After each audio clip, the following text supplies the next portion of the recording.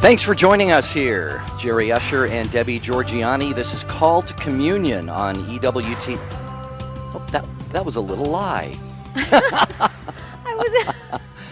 It was just a little. It was a little fun joke. It wasn't really a lie. But if I'd come on and said, "What are you talking about?" No, if I'd have said this was Called to you. Communion and we went through the whole show, we would be lying because that's David Anders' program. Oh, I get what you're trying to set Yeah. for us. See, I'm trying to be funny and melodramatic. What do you think, Debbie? It's working. It worked for me. I looked at you and said, "What is he talking about?" Today on Take Two with Jerry and Debbie, that is our program. We're looking for your takes on lying, especially little white lies. You know, those little ones that we tell. What's a good one, Debbie? I just thought of I've got one. Okay. You know, you have a husband and wife, and the wife asks the husband. I was just going to use the same example. Do you think I look fat in this dress? And, you know, and what are they supposed to say? I mean, if the husband says, yes, honey, you really look a little heavy or a little chunky around the middle, that's not going to fare well in the relationship, you know, category. But if you say, oh, honey, you look, you know, you're the skinniest thing I've ever seen in my life, you know, maybe the wife may not believe it, but it still kind of feels good. Is that wrong to say that? Is it misleading them? Is it deceiving them? But let me introduce this then. Yeah, go ahead. Okay, the wife says, does this outfit make me look fat? Right. The husband could look and say, well, you know, maybe there's a couple extra pounds there, but no, I don't think it makes you look fat. Yeah, that doesn't work. You see? I mean, yeah, that doesn't he work. could say no and still be telling the truth. Or do I look good in this outfit? You know, the outfit may be... Well, what's good? You know, see, here's the thing. I am not into fashion whatsoever. If somebody said, does this look good on me? I'd go, yeah, I guess so. Yeah, absolutely. I know. I've asked you many times, and you're like, I don't know. I have no idea. Who cares? So I think that example... Well, anyway, dear listeners, we're talking about the subject of lying. We live in a culture today that still, Debbie, it's interesting, almost universally recognizes that a few things are wrong, even though we have this, what Pope Benedict called this dictatorship of relativism. People saying, you know, 2 plus 2, well, if it's 4 for you, that's fine, but for me, 2 plus 2 is 3.8 or something like that. Even in this relativistic culture, we have people who readily admit that certain things are wrong. Right. Like, you know, to walk up and punch somebody in the face, they would say, yeah, that's wrong. And they would say the same about lying. Depends on where you live on that one, but okay. You know, well, but I'm talking about, yeah, sane I'm people, you. okay? I'm teasing. So, dear listeners, what is your take on, are there situations at all, any moral, ethical situations where not telling the truth is acceptable? Or have you battled this in your life, you know, telling little white lies and then maybe your conscience, you know, has bothered you and you've said, you know, in situations like that going forward, I really have to start being more courageous, you know, and telling the truth. Well, what if a lie is going to, you know, protect somebody else? You know, do you waffle with that kind of, you know, dilemma, moral dilemma, saying, well, if I tell the truth, I'm going to get this person in trouble. If I just cover it up, it'll all go away. I mean, so you really do wrestle with this idea. And the church and our church scholars and fathers have weighed in on this topic. It's a very interesting topic of what degree of lying really is a sin. It crosses over to be a sin because it's deceptive. It breaks the 8th commandment. Or what degree of lying is really not really a sin, but just not morally acceptable, you know, for a Catholic Christian. Or what, you know, there's all these degrees, Jerry. So, I mean, are we going to discuss every degree of lying or just going to stick with the white lies like, do you look fat in this dress? Well, I think we can broaden it out to talk about lying in general. Okay. But we can focus certainly on the white lies. You know, there are those little ones that, let's face it, I don't know if any one of us can honestly say, you know, I've never told a little white lie. If you can, call us up right now. Right. Love to hear from you. Here's our number, 1-800-585-9396.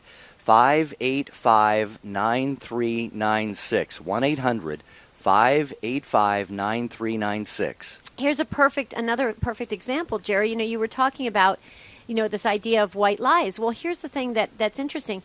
You know, maybe somebody is going to kind of sort of tell the truth, but in a, or sort of tell the truth, but in a complimentary way that really isn't, the overall truth. Like, for instance, if you came in today and said to me, do I look, does my coloring look good on my skin? And let's say it really doesn't. I would maybe find something that does look good. Well, hey, your eyes look bright, you look, what I'm trying to say? So is there a way to kind of massage it so that you're not just, brutally saying to the person, yeah, Jerry, you look awful? I mean, that wouldn't make me feel good to say that, even if you did look awful. You know what I'm trying to say? So how do you kind of decipher what is the proper response, especially when somebody's feelings could be initially hurt? Now, maybe not for you, that you might not be hurt, but I would be hurt if you said that to me. Here, getting at what you're talking about then, that requires creative thinking on the spot. And a lot of us, most of us are not, we don't think along those lines. Like, what am I going to say to kind of deflect the question over? Right. And I think that's a good quality in us. We all want to tell the truth. We all want to be, not have to pause and think, well, how am I going to craft an answer here, So, right. But, another thing that comes to mind is I would like to ask you who are listening, if we are even tempted to lie, why is that? And I think sometimes it's because we're afraid of hurting someone. We're afraid of damaging a relationship. What else, Debbie? Pick me. Yeah, it's a fear. It's a total fear. I think when you look at, even when you were a child, think about it. Your mom, I remember this vividly. We used to have these cookies that my mom would say, do not open these cookies because I'm saving them for when the guests come, they used to entertain our parents. And my brothers and sisters, one of us who shall be nameless, not me, would go and open the cookies, eat them, and then repackage the package so it looked like it was sealed. And there was no cookies inside. So my mother would open the cookies. There's no cookies for the guests, no desserts for the guests, and she would start, really being upset. Who ate these? And of course, everybody would run because out of fear. Nobody's going to say, yeah, I did it. Why would you? Why would you run if you didn't do it? It seems like only one person would be hightailing it out of there, and that would almost... but then she would say, who was it then? So then you're put on the spot. So either your mother's going to be upset with you or that your sibling who you ratted on is going to be upset with you. It was fear. I believe that a lot of the root of white lies is a fear of getting, being rejected, having somebody be upset with you, being in an awkward situation. Being viewed as critical. Yes. Because getting back to your example, and I don't know this for sure, you'd have to tell me, but, a lot of times, a woman will ask her husband, does this dress look good on me, or does this make me look fat? Partly because, you would like to be complimented because you've gone to some lengths to maybe get dressed up to go out to a fancy occasion or something. Right. And guys aren't always, the first thing on their mind isn't always, gee, honey, you look stunning tonight, Right. They might be thinking, where'd I put the car keys, Yeah. And you may just want to know, hey, does this all look okay, Right. Well, there is that level of insecurity that sometimes we feel when we are, doing something or going out there into the world, and we do want that affirmation or that confirmation that we have that ability to feel good, look good. I mean, I share with my husband all the time. My husband he's wonderful, but he's not hugely big on over complimenting on a regular basis. I love when he over compliments. I love it. Even if it's not true, I love it because it makes me, feel good. Even, and so I think there's that element that, is that considered a lie if he over compliments when he really doesn't feel it? I mean, I don't know. This is very good questions. We're asking some really good things. Now, here's the other thing, Jerry. What impact does this have on our spiritual growth, though? I think that's where it really this discussion needs to transition to. If white lying is causing you to have even a greater sin, then we're, But it could open us up to bigger lies. Exactly. And that's what we want to talk about today. Well, what does the church say about all of what we've talked about? We're going to hear from someone who really knows. Colin Donovan, he is the Vice President of Theology at Ewtn. We're going to bring in Colin to kind of sort through the facts, the truth about all of this. Stay with us. What's What's stopping you from becoming a Catholic? Why can't women become priests? I don't understand why I have to earn salvation. How is it possible that God created everything? Why do I need to confess my sins to Why a is the priest? Catholic Church so unwilling to The Catholic Church is too rich. Catholics worship Mary and are As committed. far as I'm concerned, all religions are equal. You are called to communion with Dr. David Anders. Today, 2 p.m. Eastern, on the EWTN Global Catholic Radio Network. Hi, I'm Doug Keck, the host of EWTN's Bookmark, and I wanted to tell you about a new book, Praying with Mother Angelica, Meditations on the Rosary, the Way of the Cross, and Other Prayers. It's a wonderful new book available right now. Order it today. To get your copy of Praying with Mother Angelica, log on to our web store, EWTNRC.com, and type in item 80008, 24 hours a day, 7 days a week. This is Bishop John Brungart of the Diocese of Dodge City. This is Colin Donovan, Vice President for Theology. This is Father Larry Richards. Lenten blessings from all of us at the EWTN Global Catholic Radio Network.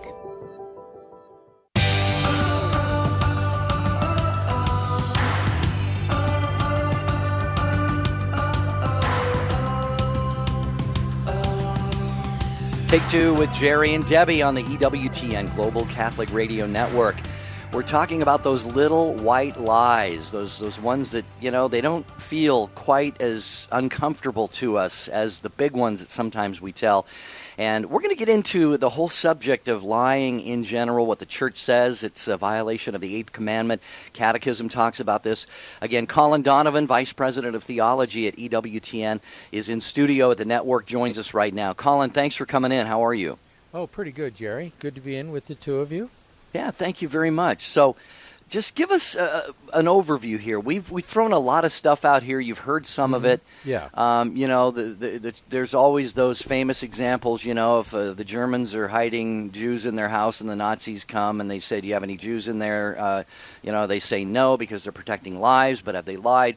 Setting all of that aside, would you just give us a basic understanding of what the church teaches about lying? Okay. The basic principle is that what we say in speech should be an accurate reflection of what we hold in our mind and what we know to be true. There are many caveats to that, at least in this sense, that what we know may be things that the other person doesn't have a right to know or doesn't have a need to know, and so that's going to be a consideration in how we respond to other people.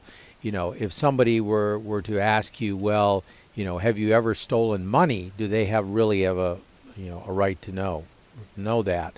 That's confessional matter. That's, not something that they should be asking you anyway, but some people are impolite, so you do have to,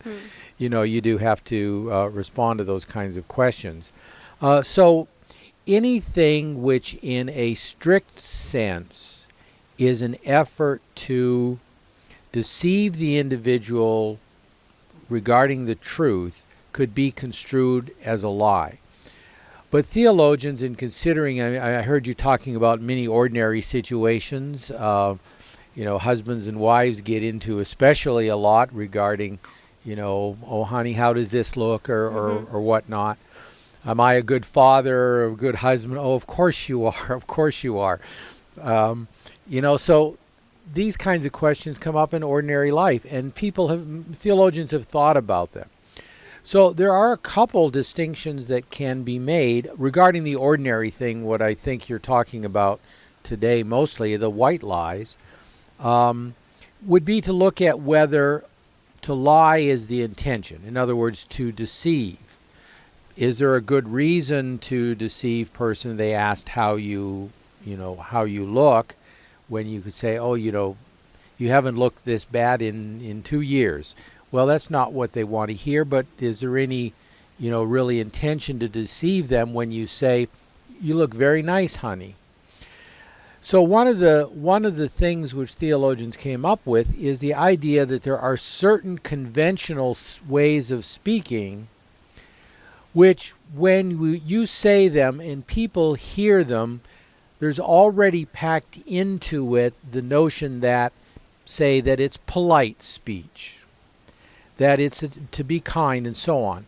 And so the expectation is there in saying it that the person will realize that, well, yes, you could mean it, but it may simply be that you don't wish to offend or you don't wish to cause a fight or something like that. And therefore your intention's not to deceive. And in fact, it's a conventional way of speaking that people generally understand. An example sometimes that appears, that is used in moral theology classes, other situations, is the little boy who comes to the door, opens the door, and the salesman says, "Is your mommy home?" And he answers, "No, she's not here. You'll have to come back later," and he closes the door. Maybe he was told to say that. Maybe she's in the shower. You know, but the salesman understands the little boy is not home alone. It's just an inconvenient time, and he goes away. That's a conventional kind of expression which is not meant to deceive, but to convey, in other words, if you will, something else. Unavailable, don't have the time, in the bathroom, or whatever it is. Right. So that's one kind of an everyday kind of situation. When you get to the more complex cases, like, you know, you're hiding the Frank family in the Netherlands, you know, during World War II, the famous Anne Frank who wrote her diary about while she was hiding from the Nazis with her family. And somebody comes to the door and asks, "Do you have any Jews present?" Now, the answer no in that situation could very well be taken as a strict lie, that the person is lying. But there is, from the point of view of the speaker, what's called a broad mental reservation. In other words, there is attached to that in the mind of the individual speaking some caveat, such as the priest on the witness stand who is asked, "Did John Jones confess that he killed Bill Smith to you?" And the priest says, "I have no knowledge of that." Everyone would understand that the priest can't reveal the content of a confession, and that he means, "I have no knowledge of that you are entitled to have." And so he keeps his promise and safeguards the confessional secret. And at the same time, he gives an answer which ought to be, in the mind of any reasonable person, an equivocal one. The jury, the district attorney can draw their own conclusions. Well, Father knows something, he's not able to tell us it, or what. They can draw their own conclusions. It's just that he is not giving them the conclusion. And so, in a way, that's a kind of conventional speech as well. But it's one that the person hears. They can understand it in the way the priest intends. You do not have the right to know this. They could understand it as being, well, he's lying, which would not be the point of view of Catholic theology on the matter, since they could conceivably understand what he's trying to say. And so those are probably two exceptions to what would be called the strict lie. Now, anything that is a strict lie, such as, you can't sit in the witness box in the courtroom and be asked, did you steal that money? And say, no, I did not. Well, and you did. There's obviously a strict lie. Or use any combination of words which can only be interpreted as, no, I did not.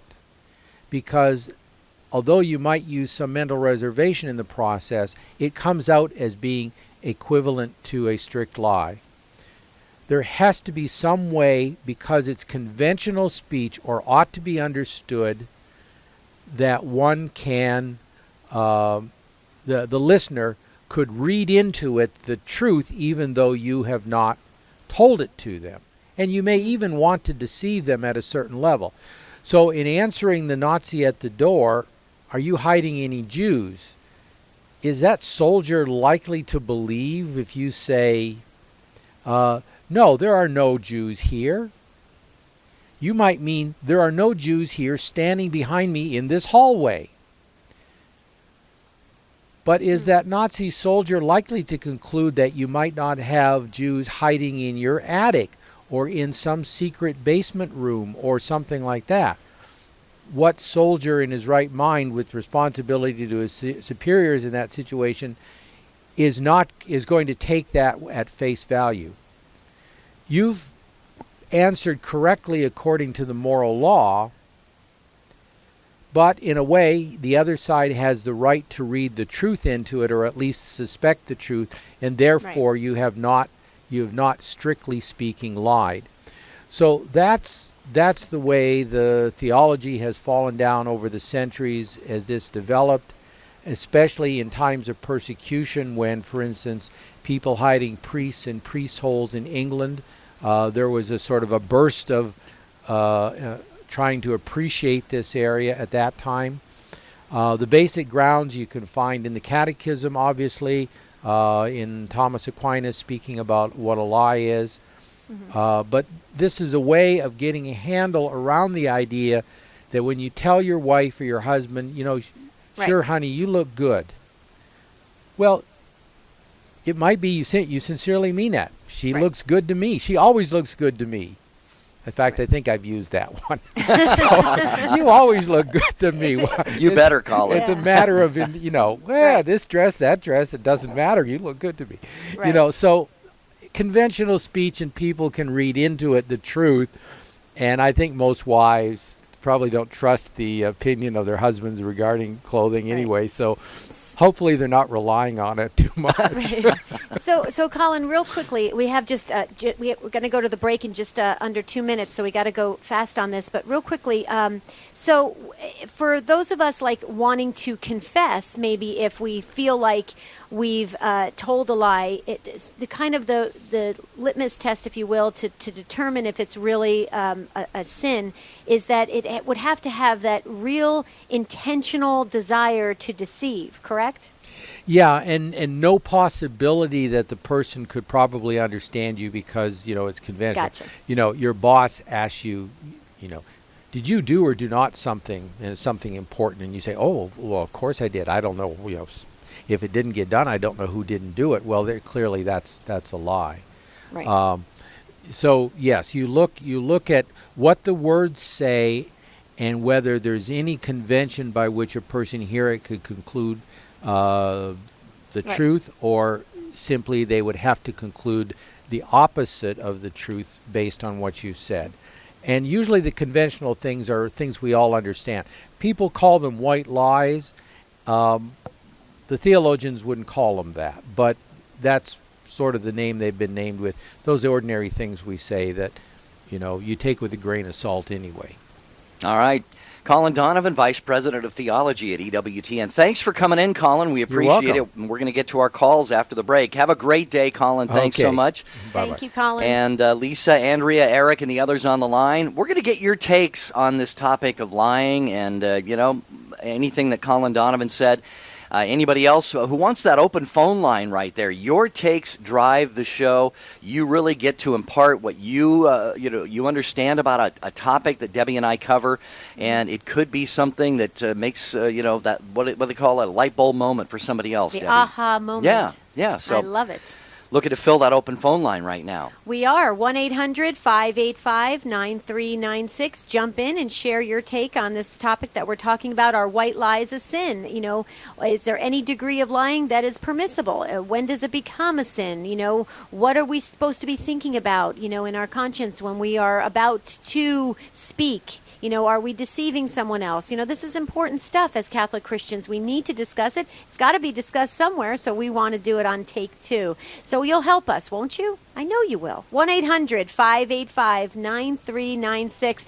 There's that beautiful music. We're going to take our break. When we come back, we're going to go, as promised, to Lisa in Amarillo, Texas. She's been holding so patiently. So stay with us on Take Two with Jerry and Debbie.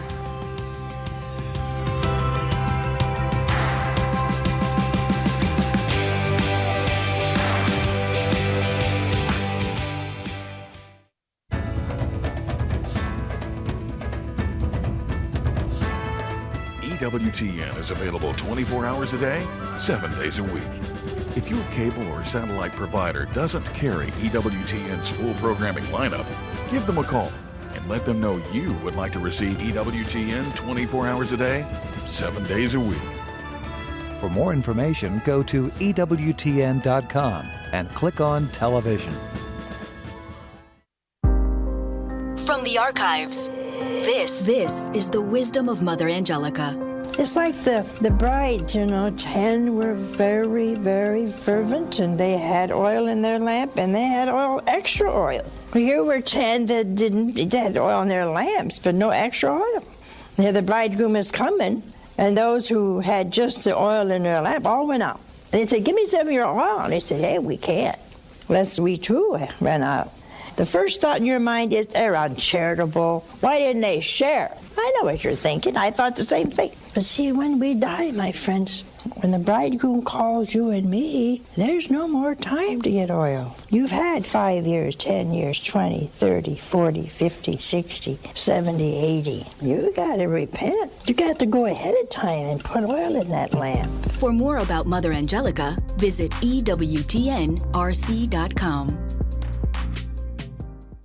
Divine Intimacy Radio. What we're going to be doing in the coming weeks, in the coming months, I'm very excited to begin studying the writings of Teresa of Avila. We're going to be going through a book called 30 Days with Teresa of Avila. This isn't a book study show, so we're not going to be reading the text necessarily, and line by line going through that. That'd be a little strange for radio. But what we will be doing is reflecting on the wisdom from her letters. Divine Intimacy Radio, Sunday, 6:30 a.m., 1:30 p.m., and 11 p.m. Eastern on EWTN Radio.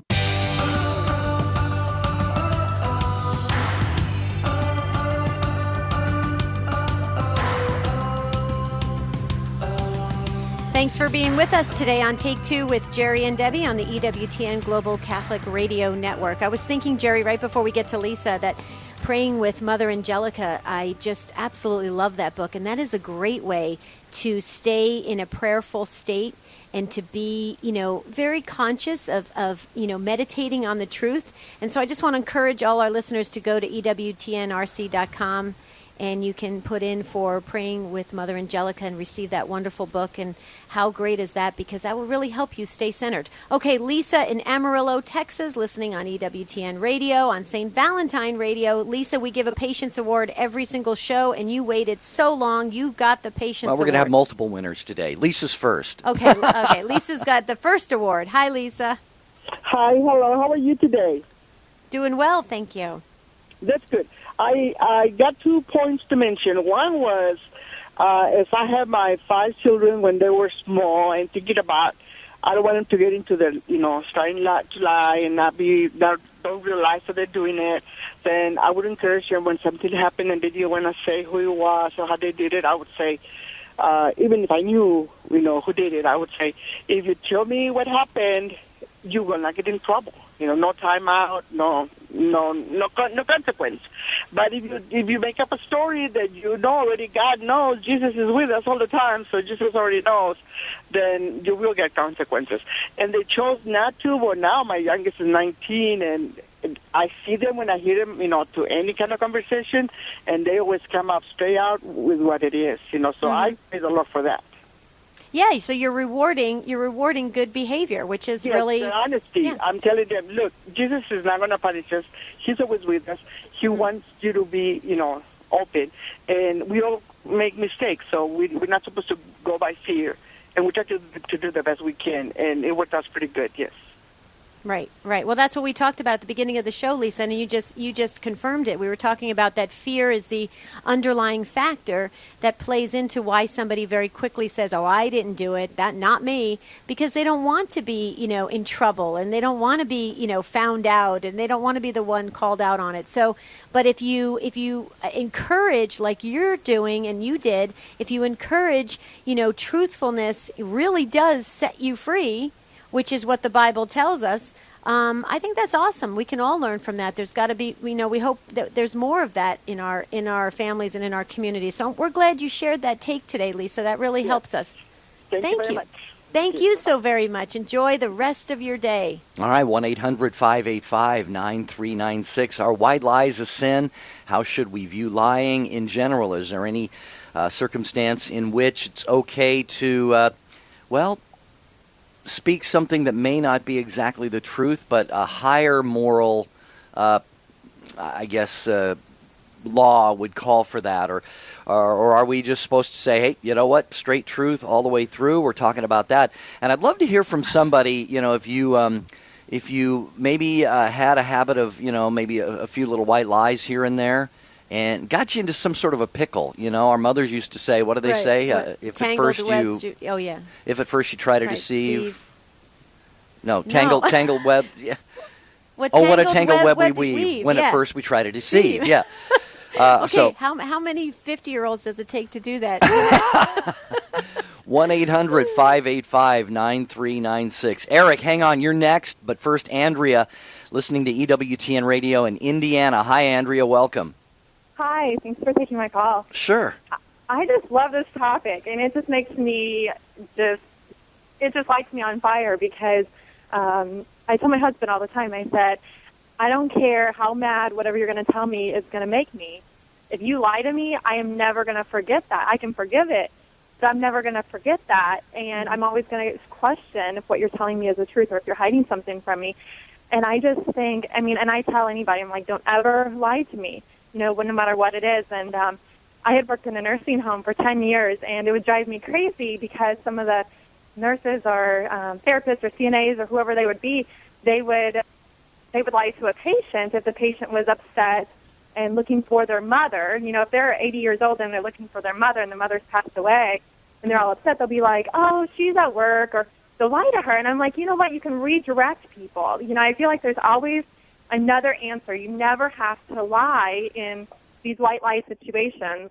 I just feel like there's always an answer or another way to answer something without lying. And just like with the whole, oh, do I look good in this? Sometimes like I have a friend that's a little bit overweight, and sometimes I'll respond and be like, oh, have you been exercising? So I won't even answer the question, but I'll ask just to kind of help promote a healthy conversation. And or if somebody says, hey, does this look good? I might suggest, be like, oh, I like this other thing on you better, or I like this color better. So you don't necessarily have to lie. You can redirect the conversation. I just feel like white lies is just, sometimes I hear people saying white lies, and it's so easy for them that I just don't trust them at all, because I'm like, if this is so easy for you, what else are you lying about? And I just think it's That's a great point. Yeah. Andrea, I totally agree with you 100%. And like Jerry said at the beginning of the show, he was saying about that kind of creative redirection or that creative speaking, and like Colin Donovan was saying, obviously if you redirect the conversation, if I were to say to you, Andrea, do you like the outfit I'm wearing? And you say, well, your hair looks really good today or something, obviously I'm going to be thinking, okay, Andrea, she maybe doesn't care for my, but she's so kind, she's not going to say, boy, that's a, ugly outfit you're wearing. And so I think that's interesting, because it's kind of, in my opinion, it's being kind and being tactful, but not being deceptive. And I agree with you 100% that when you hear somebody so very quickly be able to white lie, I'm talking very quickly, it just comes out of their mouth without even thinking, and it to be like, wow, that was a blatant lie. I agree with you. You start to think in the back of your mind, well, what else? Are they going to tell me the truth? Can I trust them? If they're gonna lie to this person, they're going to lie to me. I completely agree with you. I think there's that snowball effect that happens when people get used to or comfortable white lying. Would you affirm that? Absolutely. And I would just encourage people to take that extra moment to think before they speak and be like, how can I answer this without lying, but to be honest, right. Or just, like with the little kid you mentioned, like at the door, just tell a kid, be like, you know what, tell them that I don't want to talk to them right now. I'm busy. It's just, instead of saying I'm not home.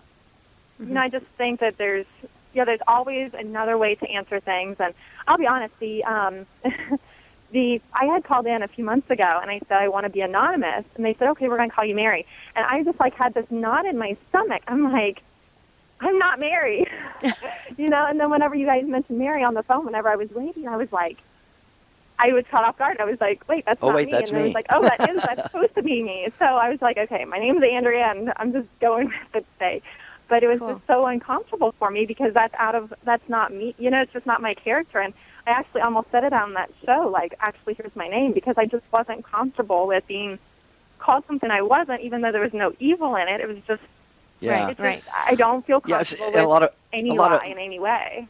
Yeah, Andrea, a lot of people, of course, as you know, do that because, it depends on the circumstances they're calling in about. And we are very, very comfortable with people. If they want to use an alias or something, that's quite fine. But I wanted to comment about, a couple of things that you said. One thing that came to my mind is, what about if you have somebody in the hospital and maybe they've been in a car accident? You actually see this kind of stuff in movies, and they say, am I going to be okay?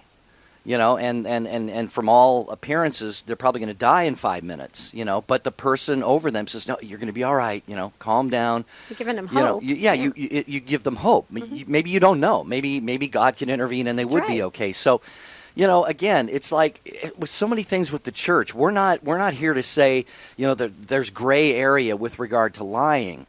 But I think as Colin laid out, Debbie, there are circumstances that, my goodness, I wouldn't want to, be the one to say to the Nazi at my door, oh, yeah, the Jew, just go around that corner, they're down that hall, third door on the right, and then have their death be on my head, Exactly. But those are, we don't do situational ethics either. That's what that's called. Mm-hmm. We don't base our ethics on situations. They are rather exceptions to the rules, and we're talking more about strict rules today and how we should understand them. Right, I agree. And Andrea, I just want to get back real quickly to what you said about when you called in, you had a different name rather than anonymous. When Jerry and I prayed about the show, we were just very passionate about not having a quote-unquote anonymous callers because it just sounds like we're not connected. We don't, you can't call somebody by name.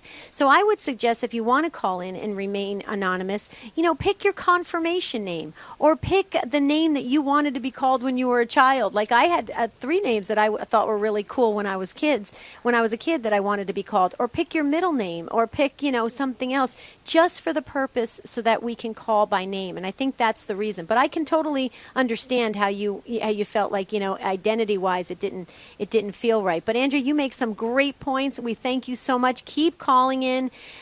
Keep praying for Take Two and all the listeners. We appreciate your take today. You really helped us shape this show. So thank you, Andrea. God bless you. Okay, we're going to move right along because phone lines are packed to Eric listening on EWTN radio is that Wisconsin?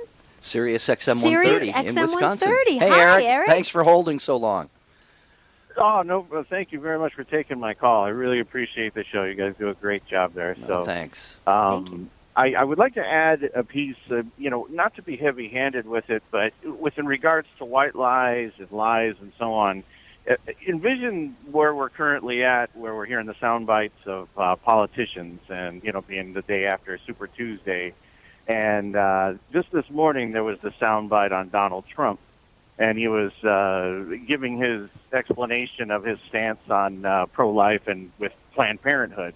And it was a non-answer. It was the typical political answer that we've gotten so accustomed to white lies that even regular lies we're just accustomed to accepting. And it could be a purist point of view to say that all truth matters. But much like Protestant viewpoints on Scripture, it would matter in the matter of context. Like they could take a verse from Scripture and interpret it their own way, whereas it's more versed from the Catholic perspective to have context in which, a Scripture is being read. Right. And I guess the take on this I'd like to add would be if a culture could shape itself to look at truth as a very big, important piece, then in some cases there would be no offense by any person if they didn't ask questions that would result in forcing a lie. Would that make more sense? Yeah. Yeah, that makes complete sense. Yeah. So I guess that would be my suggestion. It is that, we individually could take that approach, that truth is so important that take ourselves as a culture to the point to where we can express ourselves in truth and not force lies upon ourselves. Because, with politics, we're always lied to. We're so accustomed to it. it's like second nature, and I guess if there wasn't so many lies, imagine most of the country and the issues of our culture, how serious they would or would not be because of it. So, Eric, anyway, yeah, that's my as you're talking, my mind is taken back to, I think we had one of the Sundays of Lent, the Mass reading, where Jesus is taken up by the devil, and he's tempted in the three different ways. Right. Throw yourself off, turn these stones to bread, worship me, and all of this stuff. And I think from just a spiritual standpoint, we are to look at those as being sort of the grand allurements of the world. Power, authority, dominance, worshiping the devil, obviously filling our bellies. St. Paul says some people, their God is their stomach and so forth. So all of these things, I think by our concupiscence, the wound that we suffered at original sin, we have to fight against the temptation to want these things in inordinate degrees. And when you get into, say, you mentioned the example of politicians, I don't think we see it anywhere more than we see it there. And so the same devil that tempted Jesus in these ways, we read in John 8:44, is the father of lies. So it's not, we shouldn't be surprised at all if people who want to, seek these things in inordinate ways are going to actually feel comfortable lying to get to them. I don't know if that makes any sense or not. Yeah. It does. It actually, takes me kind of that political point, which is we're so used to hearing lies. It's almost just accustomed to it to try and read between the lines, especially with the non-answer that we got, like, on the Planned Parenthood stance. I'm for it, but then I'm not for it. And then, I'll make sure when I get in office, I'll take care of that. Wow. Yeah, if we're foolish enough to believe anybody who says, well, look, just vote for me and then we'll take care of it. I mean, if we bite on that bait, we're going to be in real trouble. Doesn't matter who the candidate is. Well, yeah, and I just want to say, Eric, because I mean, you hit a hot button with me on this one, because I say to my husband all the time, why couldn't we have this little alarm on the TV set when these so that when someone lies, the truth alarm, where it just sounds off and goes, that's a lie, or that's a truth, you know what I mean, or that's a fact. Where's the fact checkers on all this thing? And it really does bother me greatly. But again, going back to what we said, getting to the root of why people do these things. In my opinion, it's fear, and fear is a strong driving force. And when you think about it, you gave the example of the politician who gave the explanation about Planned Parenthood. And so, what was his reason for giving that non-answer? Was he in fear that a certain segment of the population was going to reject him? Was he was he straddling both sides of the camp so that he could, include everybody? There was a fear. There was an underlying fear of I'm not going to be accepted by this certain portion. What I have always said, and I've had a problem with since the day, I'm a very justice-oriented person. I always have been this way as a small child, and I've always said this: if we as a community can be more forgiving of why people do things and accept their reasons and understand where their come from is and allow people to grow and advance, we would maybe give them a little bit more of a nurturing environment to tell the truth. I'm going back to what, like Lisa said in Amarillo, Texas, with her children. Tell me the truth and nothing will happen to you. We'll move forward from this. So she set the foundation for people not to have this reason to hurry up and lie. So I go back, I try to go back to what the real root problem is, because I think it's just, I agree with you. It's just a horrible thing and you don't know what to believe. And I've even looked it up online and I still can't find the facts. So I'm right with you. Yeah. Any other thoughts, Eric, before we move on? No, I think we covered it really well, but I thank you for being able to express that point, because I think as a culture we could reach that if we really put some importance behind it, and maybe we could kind of turn around politics as a whole because of it.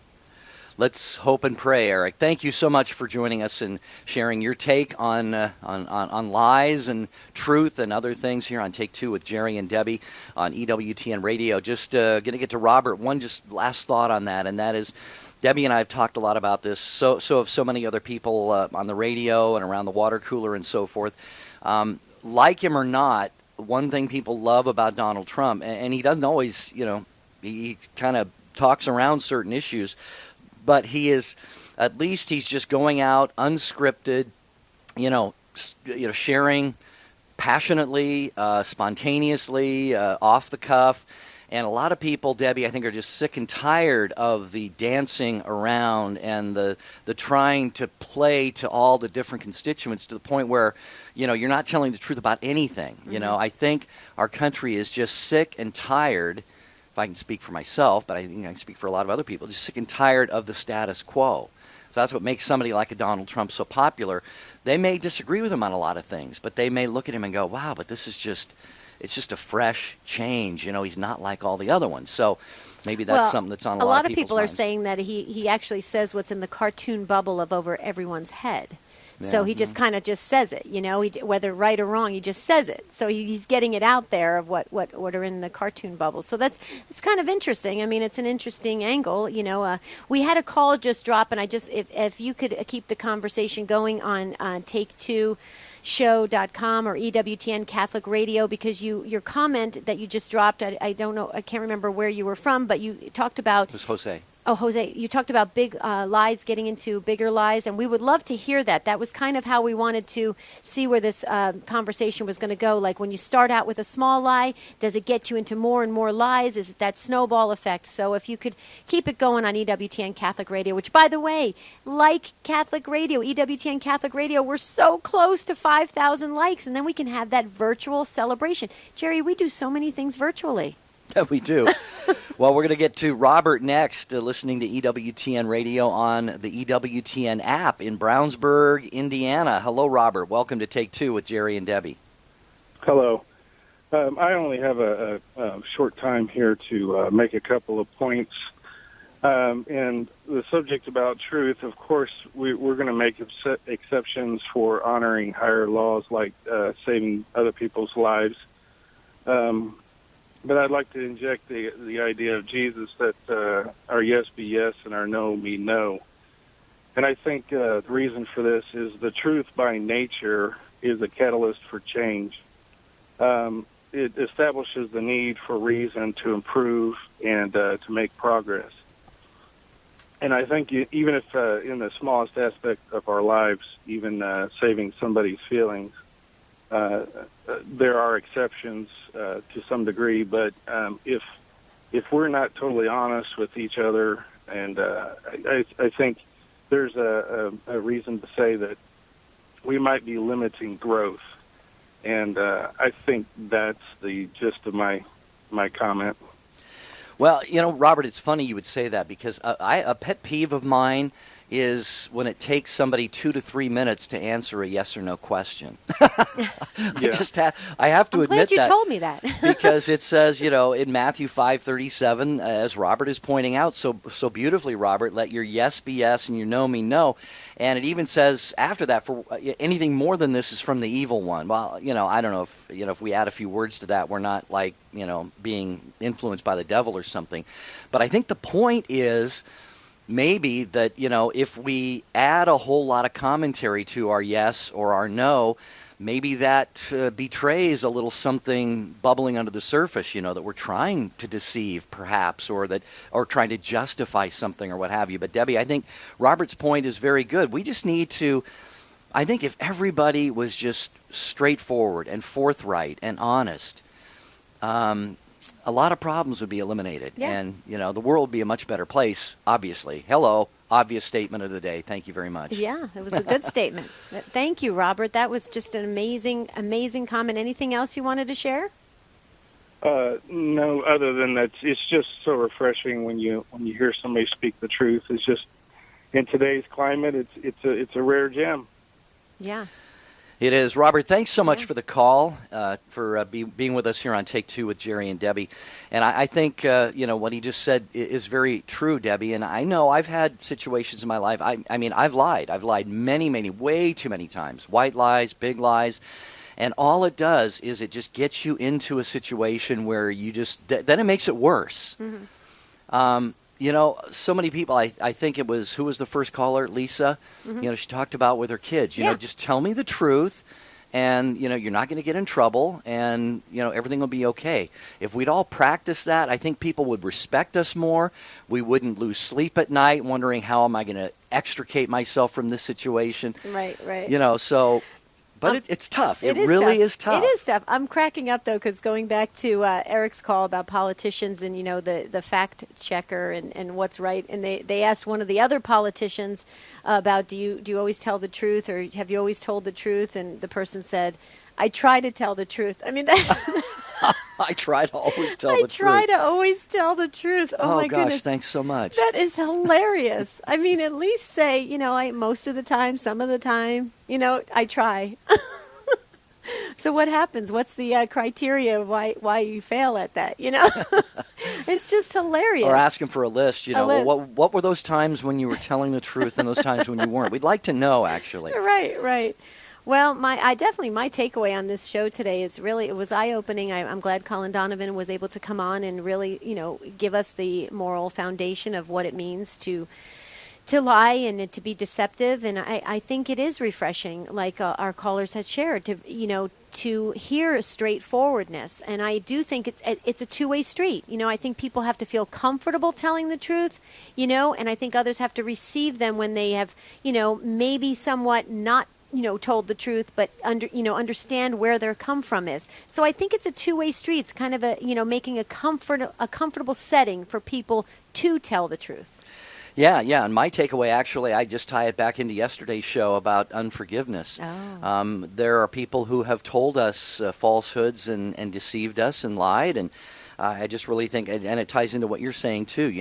It's the year of mercy. We don't want to condone lying in any way, but if we have been hurt by the lies of someone else, it might be a good time to think about forgiving that and moving on, and maybe freeing that person from the guilt of that as well. Yeah, absolutely. So. That's amazing. So tomorrow's show, we're going to be asking you, how is your Lent going?